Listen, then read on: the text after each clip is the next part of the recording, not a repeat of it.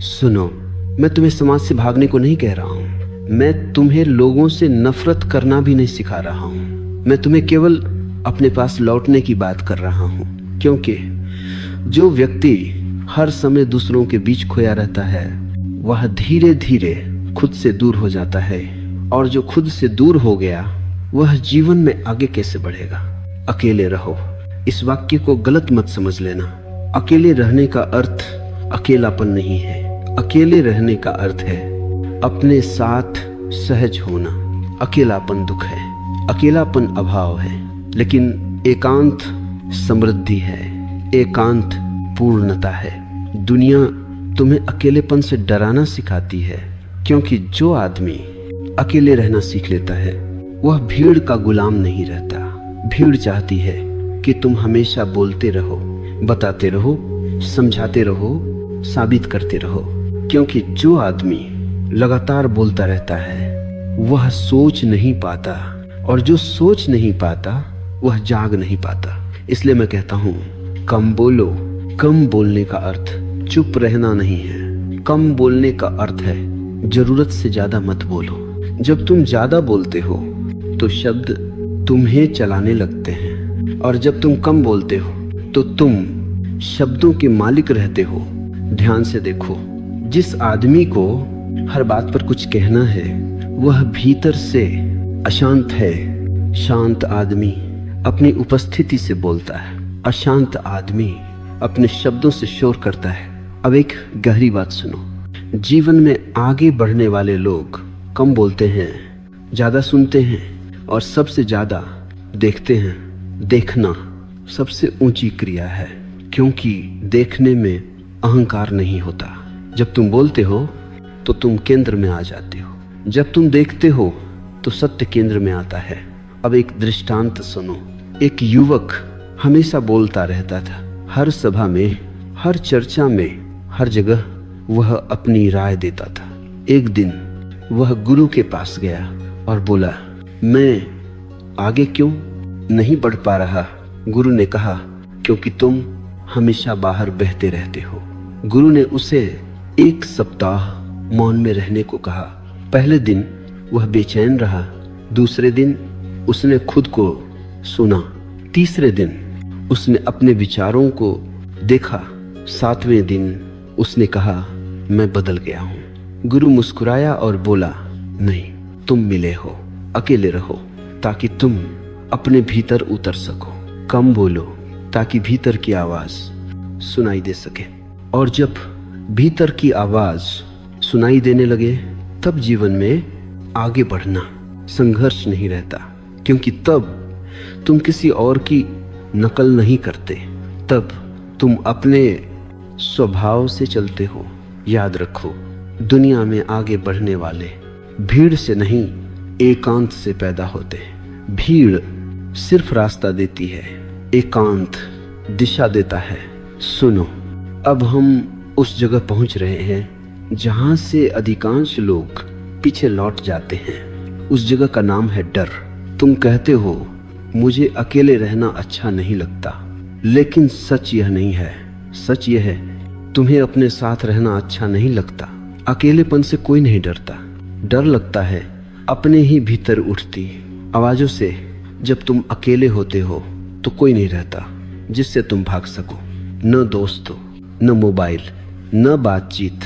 तब तुम सीधे अपने सामने खड़े होते हो, और मन इस क्षण से सबसे ज्यादा डरता है। मन कहता है, कुछ करो, किसी से बात करो, कहीं चले जाओ, क्योंकि मन जानता है यदि तुम चुपचाप अपने साथ बैठ गए तो उसका राज खुलने लगेगा। अब ध्यान से समझो, मन का अस्तित्व भागने पर टिका है। वह कभी भविष्य में भागता है, कभी स्मृतियों में, कभी लोगों में। अकेलापन मन के लिए सबसे बड़ा खतरा है, क्योंकि अकेलेपन में मन को कोई सहारा नहीं मिलता। इसीलिए मन अकेलेपन को डरावना बना देता है। वह कहता है, तुम उदास हो जाओगे, तुम पागल हो जाओगे, तुम पीछे रह जाओगे। यह सब झूठ है। मैंने हजारों उन लोगों को देखा है, जो अकेले नहीं रह पाते वे भीतर से खोखले होते हैं, और जो अकेले रहना सीख लेते हैं उनके भीतर एक शक्ति जागने लगती है। अब एक दृष्टांत सुनो। एक बच्चा पहली बार अकेले कमरे में सोया, वह डर गया, उसने रोना शुरू किया। माँ ने बत्ती जलाई और कहा देखो कुछ भी नहीं है, लेकिन डर कम नहीं हुआ। फिर माँ ने कहा मैं यही हूँ। डर तुरंत कम हो गया। समझे? डर अंधेरे से नहीं था, डर अकेले होने से नहीं था, डर था साथ न होने का। अब बड़ा होकर तुम वही कर रहे हो। तुम चाहते हो कोई हो, कुछ हो, कोई आवाज हो, लेकिन जब तक तुम खुद अपने लिए साथ नहीं बनते तब तक डर बना रहेगा। अकेले रहना सीखा नहीं जाता, अकेले रहना स्वीकार किया जाता है। पहले पहले असहजता होगी, मन बेचैन होगा, शरीर हिलेगा, लेकिन यदि तुम भागे नहीं तो एक दिन एक चमत्कार घटेगा, अकेलापन बदल जाएगा एकांत में। और एकांत सबसे बड़ा शिक्षक है। एकांत में तुम देखोगे तुम्हारे विचार तुम नहीं हो। एकांत में तुम देखोगे तुम्हारी भावनाएं आती जाती हैं। और एकांत में तुम पहली बार अपने केंद्र को महसूस करोगे। याद रखो, डर का अर्थ है तुम सीमा पर खड़े हो, और सीमा पर या तो तुम लौट सकते हो या तुम उड़ सकते हो। जो लौट जाते हैं वे भीड़ में खो जाते हैं, जो ठहर जाते हैं वे स्वयं बन जाते हैं। सुनो, अब हम शब्दों की भीड़ से बाहर निकलेंगे, क्योंकि जो व्यक्ति जीवन में आगे बढ़ता है वह शब्दों से नहीं मौन से चलता है। लोग सोचते हैं जो ज्यादा बोलता है वही ज्यादा जानता है। ये भ्रम है। अक्सर जो ज्यादा बोलता है वह ज्यादा असुरक्षित होता है। बोलना मन की बेचैनी का सबसे आसान रास्ता है। जब भीतर अशांति होती है तो शब्द बाहर बहने लगते हैं। शांत आदमी बोलने से पहले ठहरता है, अशांत आदमी बोलकर ठहरना चाहता है। अब समझो, लोग ज्यादा क्यों बोलते हैं? वे बोलते हैं क्योंकि वे सुने जाना चाहते हैं। वे बोलते हैं क्योंकि वे खुद को साबित करना चाहते हैं। वे बोलते हैं क्योंकि वे अकेले पड़ने से डरते हैं। लेकिन ध्यान रखना, जो खुद को जान लेता है उसे साबित करने की जरूरत नहीं रहती। अब एक गहरी बात सुनो। शब्द ऊर्जा खाते हैं। हर बार जब तुम बिना जरूरत बोलते हो तो तुम्हारी ऊर्जा बाहर बह जाती है। इसलिए दिन के अंत में बहुत लोग थके हुए नहीं, खाली होते हैं। वे कहते हैं मैंने कुछ किया नहीं, फिर भी थक गया। उन्होंने किया नहीं, उन्होंने बोला है। अब एक दृष्टांत सुनो। एक आदमी पूरा दिन शिकायत करता था। शाम को वह कहता मैं बहुत थक गया हूँ। गुरु ने कहा तुमने काम नहीं किया, तुमने शब्दों से खुद को निचोड़ लिया। अब समझो मौन क्या है। मौन बोलना बंद करना नहीं है। मौन अनावश्यक बोलना, छूट जाना है। मौन का अर्थ यह नहीं कि तुम कभी ना बोलो। मौन का अर्थ है जब बोलो तो पूरा बोलो। कम शब्द, सटीक शब्द, सच से निकले शब्द। ऐसे शब्द शोर नहीं बनते, वे संकेत बनते हैं। यही कारण है कि बुद्ध, महावीर, लाओ त्से कम बोले। उनके शब्द कम थे लेकिन भारी थे। वे शब्द नहीं थे, वे अनुभव थे। अब समझो कम बोलने से क्या घटता है। पहली बात, तुम ज्यादा सुनने लगते हो। और सुनना सबसे बड़ी बुद्धिमत्ता है। जो सुन सकता है वह सीख सकता है। दूसरी बात, तुम अपने विचार स्पष्ट देख पाते हो। जब तुम बोलते नहीं तो मन खुलकर सामने आता है, और जो मन को देख लेता है वह मन से बंधा नहीं रहता। तीसरी बात, तुम्हारी उपस्थिति गहरी हो जाती है। लोग महसूस करते हैं यह आदमी कुछ अलग है, क्योंकि वह शब्दों से नहीं मौन से बोल रहा है। अब एक बहुत महत्वपूर्ण चेतावनी, कम बोलना, दमन नहीं होना चाहिए। यदि तुम गुस्सा दबा रहे हो और बाहर से चुप हो तो यह मौन नहीं है, यह जमा हुआ जहर है। मौन तब होता है जब भीतर कुछ दबा नहीं होता, जब भीतर सब देखा गया हो। इसलिए मैं कहता हूं, पहले देखो फिर बोलो। देखना मौन को जन्म देता है। सुनो, अब मैं तुम्हें उस स्रोत की ओर ले जा रहा हूं जहां से जीवन की सारी ऊर्जा आती है। उस स्रोत का नाम है एकांत। लोग समझते हैं कि ऊर्जा खाने से आती है, आराम से आती है, लोगों से मिलकर आती है। ये आधा सच है। असल ऊर्जा आती है अपने साथ होने से। जब तुम लगातार लोगों के बीच रहते हो, लगातार बोलते हो, लगातार प्रतिक्रिया करते हो, तो तुम्हारी ऊर्जा बाहर बहती रहती है। तुम ध्यान नहीं देते, लेकिन हर बातचीत थोड़ी थोड़ी ऊर्जा ले जाती है। इसीलिए बहुत लोग कहते हैं, मैं कुछ किए बिना थक गया हूं। उन्होंने काम नहीं किया, उन्होंने खुद को लुटाया है। अब समझो एकांत क्या करता है। एकांत ऊर्जा को वापस बुलाता है। जब तुम अकेले बैठते हो, कुछ नहीं करते, कुछ नहीं बोलते, तो ऊर्जा धीरे धीरे घर लौट आती है। ये ऐसा है जैसे नदी समुद्र से फिर अपने स्रोत की ओर बहने लगे। पहले पहले अजीब लगेगा, क्योंकि जब ऊर्जा वापस आती है तो पुराने घाव दिखने लगते हैं। मन कहेगा ये अच्छा नहीं है, कुछ करो, ध्यान हटाओ। यही अधिकांश लोग भाग जाते हैं। लेकिन यदि तुम थोड़ी देर ठहर सको तो वही बेचैनी धीरे धीरे शक्ति बन जाती है। अब एक दृष्टांत सुनो। एक धनुष था, वह हमेशा तना रहता था।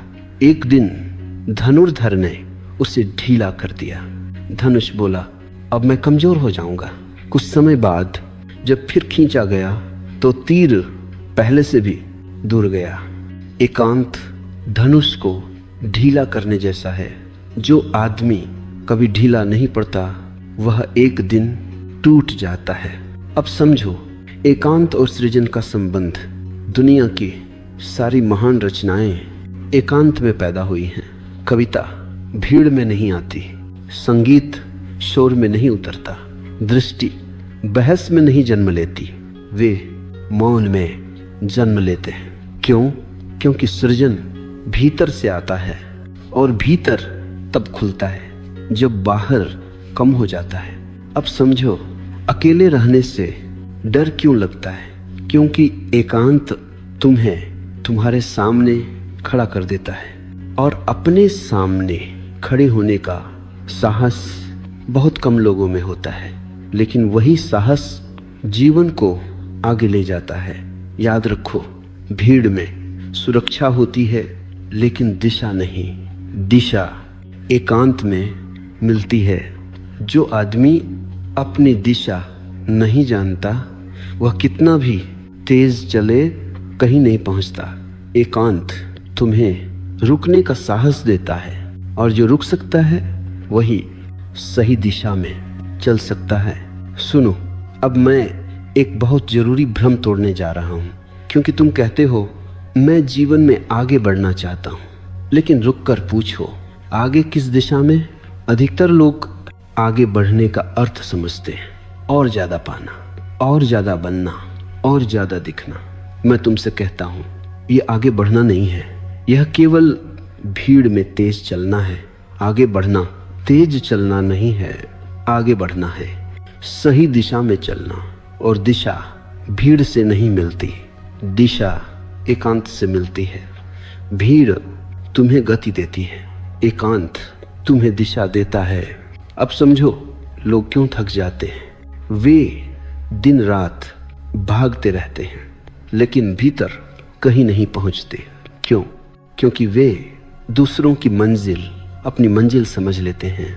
दूसरों की परिभाषा में जीने वाला व्यक्ति कभी संतुष्ट नहीं होता। अब एक दृष्टांत सुनो। एक आदमी पहाड़ पर चढ़ रहा था। वह बहुत तेज था, सबको पीछे छोड़ रहा था। थोड़ी देर बाद उसे लगा मैं गलत पहाड़ पर हूं। समझे, तेज होना व्यर्थ है यदि दिशा गलत हो। अब समझो असली प्रगति क्या है। असली प्रगति भीतर घटती है जब तुम कम प्रतिक्रियात्मक हो जाते हो, जब तुम कम भयभीत हो जाते हो, जब तुम कम दूसरों पर निर्भर हो जाते हो। ये उपलब्धियां किसी प्रमाण पत्र में नहीं मिलती, लेकिन यही तुम्हें अडिग बनाती हैं। दुनिया अडिग लोगों से डरती है क्योंकि उन्हें खरीदा नहीं जा सकता, डराया नहीं जा सकता, भीड़ में घसीटा नहीं जा सकता। अब समझो कम बोलना आगे बढ़ने में कैसे मदद करता है।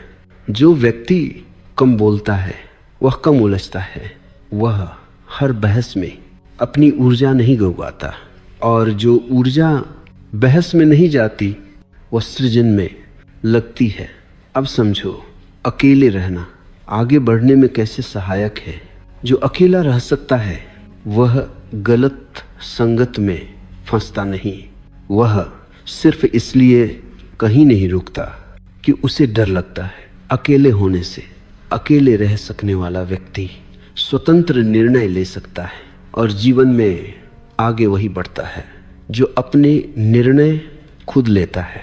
अब एक गहरी बात सुनो, आगे बढ़ना ऊपर जाना नहीं है, आगे बढ़ना गहरा जाना है। ऊपर जाने वाले जल्दी गिरते हैं, गहरे जाने वाले स्थिर रहते हैं। जब तुम अपने भीतर गहरे उतरते हो तो तुम्हारे कर्म अपने आप परिपक्व हो जाते हैं, तब सफलता तुम्हारे पीछे आती है। और जो व्यक्ति सफलता के पीछे भागता है वह अक्सर खुद को खो देता है। सुनो, अब मैं तुम्हें एक असुविधाजनक सत्य बताने जा रहा हूं। दुनिया तुम्हें आगे बढ़ते हुए नहीं देखना चाहती, वह चाहती है कि तुम उस जैसे रहो। भीड़ का एक ही नियम है, अलग मत दिखो। जो अलग दिखता है उससे भीड़ घबराती है, क्योंकि अलग व्यक्ति भीड़ के झूठ को उजागर कर देता है। भीड़ कहती है ऐसे कपड़े पहनो, ऐसे सोचो, ऐसे बोलो, ऐसे जियो, और तुम सोचते हो अगर नहीं किया तो मैं पीछे रह जाऊंगा।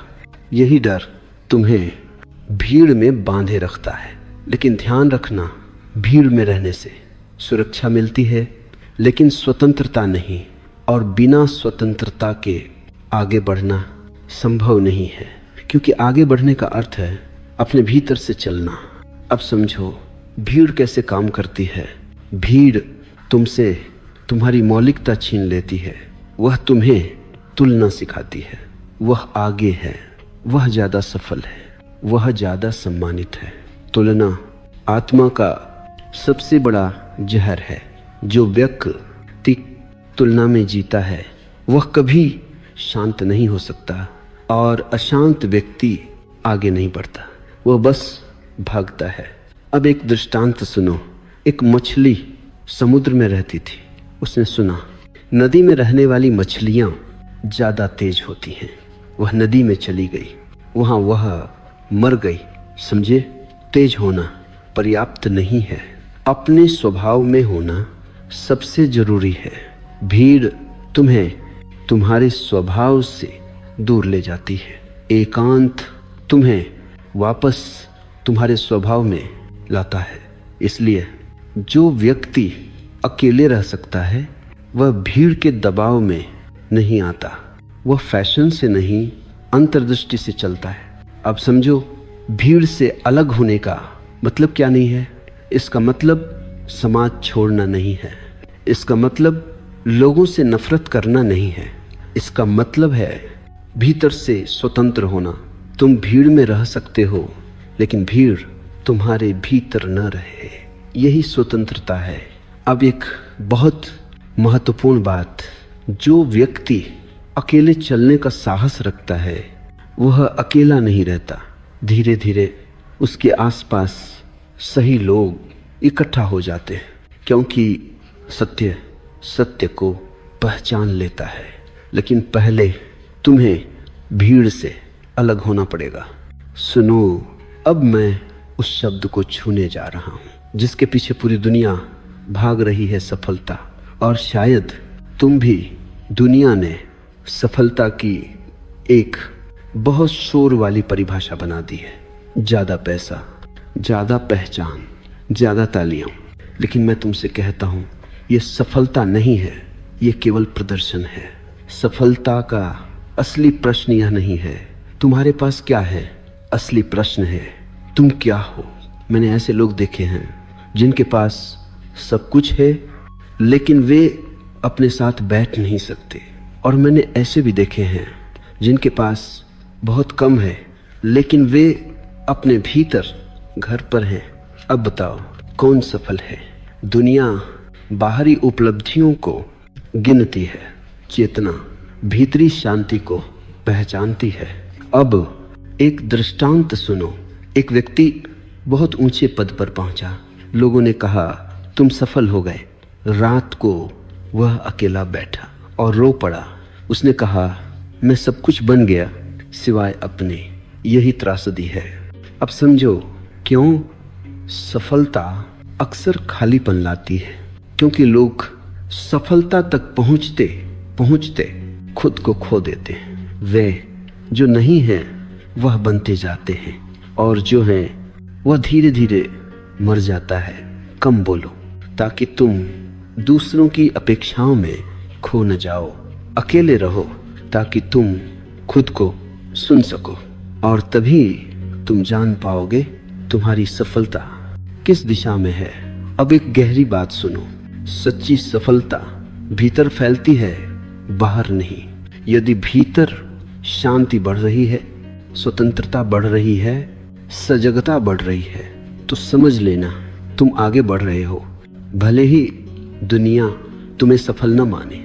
और यदि बाहर सब मिल रहा है लेकिन भीतर बेचैनी बढ़ रही है, तो समझ लेना तुम पीछे जा रहे हो, भले ही दुनिया तुम्हें सफल कहे। अब समझो कम बोलना यहाँ क्यों जरूरी है। जो ज्यादा बोलता है वह अक्सर अपने घाव छिपा रहा होता है। जो शांत है वह दिखाने में रुचि नहीं रखता। इसलिए शांत लोग अक्सर दुनिया की परिभाषा में सफल नहीं दिखते, लेकिन वह जीवन की परिभाषा में जीते हुए होते हैं। सुनो, अब मैं उस झूठ को तोड़ने जा रहा हूं जिसे दुनिया ने सद्गुण बना दिया है, व्यस्तता। लोग कहते हैं मैं बहुत बिजी हूं और वे इसे गर्व की तरह कहते हैं। मैं तुमसे कहता हूं यह गर्व नहीं है, यह बीमारी है।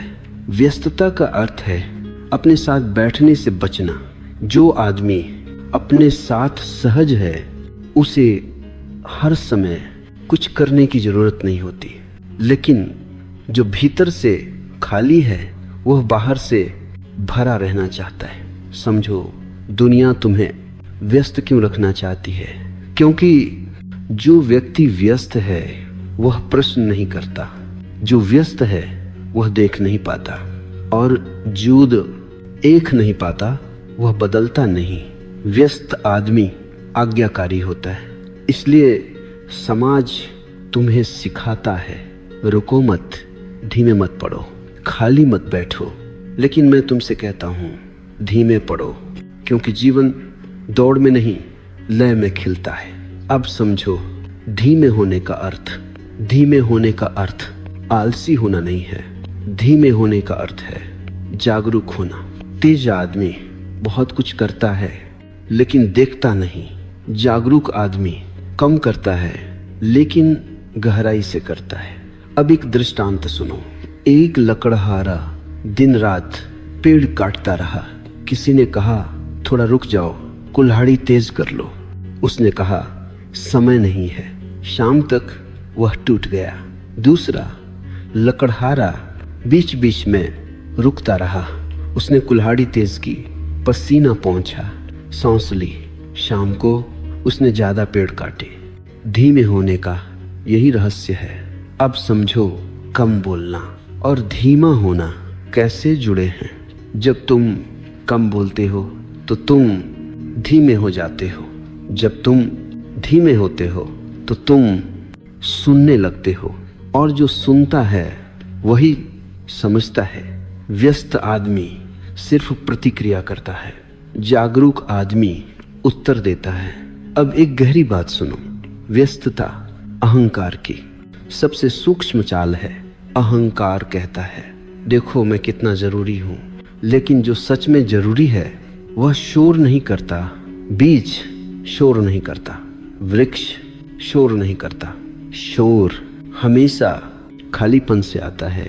इसलिए जो जीवन में आगे बढ़ता है वह अपनी व्यस्तता घटाता है, वह समय बचाता नहीं, समय में उतरता है। सुनो, अब हम उस जगह आ गए हैं जहां जीवन की दिशा वास्तव में तय होती है। उस जगह का नाम है निर्णय। लोग मुझसे पूछते हैं मैं सही निर्णय कैसे लूं? मैं उनसे कहता हूं पहले सही मौन में उतरो, क्योंकि निर्णय कभी भी भीड़ में नहीं होते। निर्णय हमेशा एकांत में जन्म लेते हैं। दिन भर मन में शोर रहता है, विचार टकर आते रहते हैं, डर, इच्छा, तुलना सब एक साथ बोलते हैं। इस शोर में जो निर्णय लिए जाते हैं वे तुम्हारे नहीं होते, वे माता पिता के होते हैं, समाज के होते हैं, डर के होते हैं। और फिर तुम कहते हो मैं गलत मोड़ पर आ गया। गलत मोड़ नहीं होता, गलत सुना गया होता है। अब समझो मौन क्या करता है। मौन शोर को हटाता नहीं।